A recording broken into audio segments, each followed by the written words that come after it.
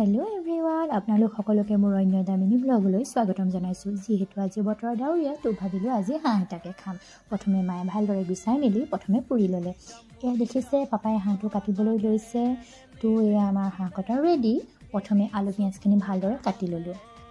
তো আজি ভাবিলোঁ হাঁহ মাংসখিনি চিম্পুলকৈ ৰন্ধা হওক। তো এয়া দেখিছে নহৰু আৰু পিঁয়াজখিনি ভালদৰে কুটি বাছি লৈ এয়া মাংসত ভালদৰে মছলা দি কেৰাহীত তেল ভালদৰে পকিবলৈ দিয়াৰ পাছত পিঁয়াজখিনি দি ল'লোঁ। পিঁয়াজখিনি ৰঙা হোৱালৈকে ভালদৰে লৰাই ল'লোঁ। প্ৰথমে হাঁহ মাংসখিনি দি ল'লোঁ, তাৰপৰা ভালদৰে লৰাই লোৱা হ'ল। এতিয়া জুইকুৰাও ভালদৰে ঠিক কৰি দিলোঁ আৰু দেই। দেখিছে মাংসখিনি ভালদৰে সিজি আছে, লগতে তেজপাতখিনি দি ভালদৰে লৰাই ল'লোঁ। তাৰপৰা আলুখিনি দি লৰাই ল'লোঁ।